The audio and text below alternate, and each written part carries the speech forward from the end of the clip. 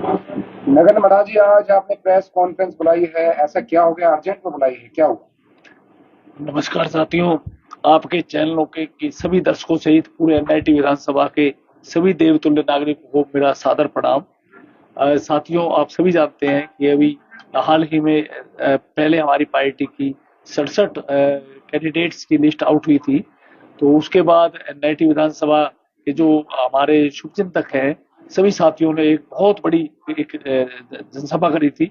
और जनसभा में लोगों ने, जनता जनार्दन ने मुझे आदेश दिया था कि आप लोग जो है एनआईटी विधानसभा क्षेत्र के विकास के लिए और एनआईटी विधानसभा क्षेत्र की भलाई के लिए चुनाव अवश्य लड़े, क्योंकि मैं भारतीय जनता पार्टी का एक समर्पित कार्यकर्ता हूं। तो मैंने अपने साथियों से यही कहा था कि मुझे पूरा उम्मीद, विश्वास और भरोसा है कि भारतीय जनता पार्टी का शीर्ष नेतृत्व जो है वो एनआईटी विधानसभा की जनभावना की कदर करेगा। और आज जो है पुनः जो है 21 विधानसभाओं में भारतीय जनता पार्टी के कैंडिडेट्स की लिस्ट आई है। मात्र जो है केवल पूरे हरियाणा प्रदेश के अंदर 2 विधानसभाओं को होल्ड कर दिया गया है। तो इसको लेके आज दोबारा जो है एनआईटी विधानसभा के जो हमारे संघर्ष के साथी हैं, हमारे सुख दुख के साथी हैं, वो आज सैकड़ों की तादाद में यहाँ इकट्ठे हुए और उन्होंने मुझे स्पष्ट आदेश दिया कि आपको एनआईटी क्षेत्र के विकास के लिए हर हाल में चुनाव लड़ना पड़ेगा।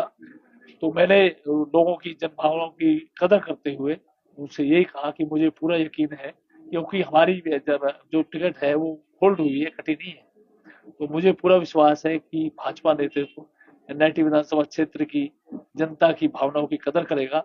और हमने जन भावनाओं की कदर करते हुए ये फैसला लिया है कि आगामी 12 तारीख को, क्योंकि नॉमिनेशन की अंतिम तिथि है, तो सुबह 9 से 10 बजे हम लोग जो है 60 फुट रोड पर नैन चौक के पास जो हमारा भारतीय जनता पार्टी का कार्यालय है, वहां पर सुबह 9 से 10 हम लोग यज्ञ हवन करेंगे और उसके बाद नॉमिनेशन भरने के लिए जाएंगे। तो मैं अपना एनआईटी विधानसभा क्षेत्र के सभी साथियों से ये नम्र निवेदन करना चाहता हूं कि आप लोग अपना आशीर्वाद देने के लिए 12 तारीख को परसों प्रातः 9 से 10 बजे 60 फुट रोड पे अवश्य पहुंचे। और जो साथी किसी कारण, यदि किसी जरूरी काम बस नहीं आ पाते हैं, तो वो लोग अपने घर से या फिर अपने कार्यालय से या जहां भी वो है वहां से ही अपना आशीर्वाद देने का काम करें। नरेंद्र जी, अभी आपने 11 तारीख की अनाउंस की थी, 11 तारीख को आप नॉमिनेशन कर रहे हैं, अचानक से 12 तारीख का हुआ, ऐसा क्या वजह कुछ आ रही है या फिर क्यों अड़चन है? दो ही टिकट मतलब होल्ड हुई है, ऐसा क्या दिक्कत आ रही है? कुछ वजह समझ में आई? देखिए, इसके बारे में तो मैं क्या कह सकता हूँ। मैं तो एक ही बात जानता हूँ कि हमें हमेशा मैंने जन भावनाओं की कदर की है और हमेशा जो है पार्टी की जो लाइन है उस पे हमने चल के काम किया है। अभी हाल ही में जो लोकसभा चुनाव हुए थे उसमें जो है हमारी एनआईटी विधानसभा क्षेत्र से कांग्रेस का एकमात्र विधायक होने के बावजूद हमने एनआईटी विधानसभा क्षेत्र से भारतीय जनता पार्टी को 42,500 वोट से भी ज्यादा वोट से भाजपा कैंडिडेट को जिता के दिया। लगातार 1.5 साल से आप कहते हैं डोर टू डोर कर रहे हैं, जनसंपर्क कर रहे हैं, रिस्पांस मिल रहा है, उसके बावजूद भी अगर मान के चलिए, क्या लगता है कि आपका अडिग निर्णय है कि आप चुनाव लड़ रहे हैं, देखिए चाहे कुछ भी हो जाए? विनीश जी, ये निर्णय मेरा नहीं है, हाँ। ये एनआईटी विधानसभा की जनता की भावना है। हम्म। आप एनआईटी विधानसभा के किसी भी कोने में चले जाएं, 36 बरादरी में आप कहीं भी चले जाएं और आप खुद जाके उनसे बातचीत करें, तो सारी स्थिति आपके सामने आ जाएगी। आज एनआईटी विधानसभा क्षेत्र में, क्योंकि पिछले 1.5 साल से लगातार हम लोगों ने हर घर जनसंपर्क अभियान किया और एनआईटी विधानसभा का शायद ही कोई ऐसा घर, मुझे नहीं लगता कि रहा होगा, जहां पर हमने जाके दस्तक ना दी हो। अपने बुजुर्गों से, बड़ों से आशीर्वाद लिया, अपनी माताओं बहनों का आशीर्वाद लिया, नौजवान साथियों का सहयोग लिया, बच्चों का प्यार प्राप्त किया, वहां की जो समस्याएं हैं उनको जानने का काम किया और प्रशासन से बात करके उनका समाधान करने का भी हमने हर संभव प्रयास किया।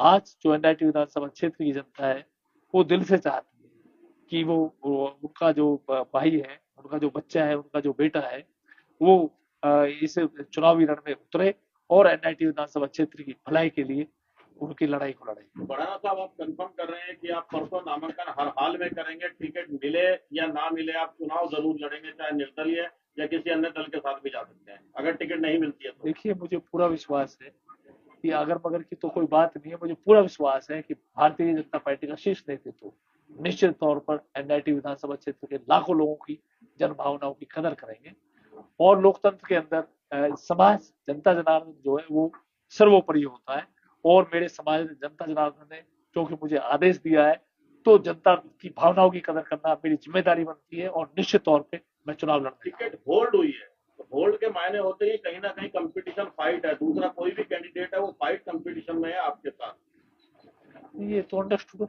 जानते हैं। सर लिस्ट आ रही है तो बगावत भी होती जा रही है। अभी भटकल की लिस्ट आई तो लगातार भाजपा कार्यकर्ता इस्तीफा दिए जा रहे हैं, तो ऐसा क्या हो रहा है कि बगावत हो रही है? देखिए मैं तो एक ही बात कहना चाहूंगा कि मैं अपने एनआईटी विधानसभा क्षेत्र की चर्चा आपसे एनआईटी विधानसभा और वहां पर जाकर यदि आप 10 लोगों में से बात करेंगे तो 10 में से 8 लोग या 9 लोग जो है वो हमारे लिए। भाजपा कार्यकर्ता भी आपके साथ फरीदाबाद सियासी। देखिए जो भाजपा का जो सच्चा सिपाही है और जो चाहता है कि एनआईटी विधानसभा में इस बार कमल खिले, निश्चित तौर पर वो हमारे साथ है। सर लेकिन 12 तारीख नॉमिनेशन देने का लास्ट डे है और अगर आप पहले नॉमिनेशन देते थे कोई एनेक्शन रह जाता है या कुछ भी प्रॉब्लम होती वो चेंज हो जाता, तो नॉमिनेशन की लिस्ट जो आएगी नॉमिनेशन के बाद वाली 16 तारीख को आएगी, उसमें कोई गड़बड़ी हो सकती है? आपको नहीं लगता 12 तारीख को नॉमिनेशन देना काफी लेट है?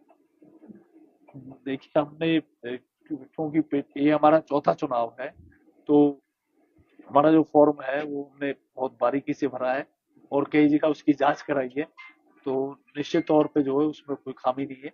और एनआईटी विधानसभा क्षेत्र की जनता की जो भावना है, जो जनता की आवाज होती है वो लोकतंत्र का भगवान समाज जनता ही होता है।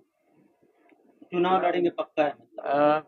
देखिए एनआईटी विधानसभा क्षेत्र की जनता ने मुझे आदेश दिया है और लोकतंत्र के अंदर समाज सर्वोपरि है और समाज की भावनाओं की कदर करना मेरी नैतिक जिम्मेदारी बनती है। तो कहीं से आपका प्रेशर आ रहा है कि आपको बार बार प्रेस वार्ता करनी पड़ रही है, मीटिंग्स करनी पड़ रही है, कोई आपको कह रहा है कि भाई मत लड़ो या बैठ जाओ या क्यों आप इतना परेशान हो? देखिए मुझे कोई नहीं, मुझे तो मेरे क्षेत्र की जनता आके कह रही है। सैकड़ों की तादाद में लोग जो है उस दिन भी हजारों की तादाद में आए और आज भी जो है का बहुत बड़ी तादाद में लोग आए और उन्होंने मुझे कहा कि भाई मुझे आदेश दिया और अपने बड़ों का और जनता का आदेश की पालना करना ये हमारी नैतिक जिम्मेदारी बनती है। सर ये तमाम समस्याएं 1986 विधानसभा में भूलते हैं, फिर बारिश हो जाती है, फिर से वही हालत हो जाती है, नरक ही नरक। तो काम बहुत है आप लोगों के जिम्मे जो है, तो कुछ सोचा है कैसे काम करेंगे? निश्चित तौर पर हमारे पास पूरा विजन है क्योंकि जब मैं पिछले लगभग 1.5 साल के आसपास मुझे लगातार हो गया मैं जनता के बीच में गया हूँ, तो मैंने जनता की समस्याओं को और ज्यादा बारीकी से जाना है और टोटली समस्याएं मेरे टिप्स पे हैं। मुख्य तौर पर एनआईटी विधानसभा में 3 समस्याएं।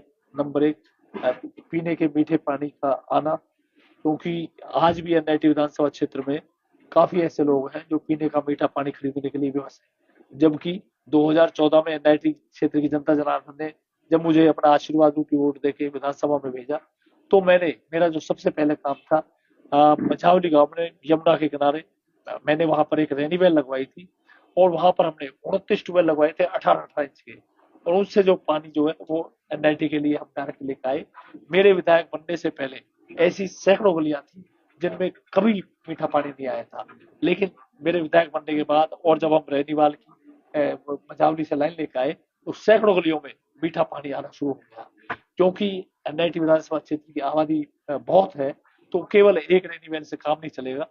आगामी समय में मेरी जो योजना है मझावली गांव में जो रेनीवेल है उसके दाएं और बाएं आधा किलोमीटर दूर 2 रेनीवेल और लगवाएंगे ताकि इस समय जो हमारे को सप्लाई हो रही है उससे 3 गुना सप्लाई हो और एनआईटी विधानसभा के क्षेत्र के हर घर को पीने का मीठा पानी। ठीक है, धन्यवाद।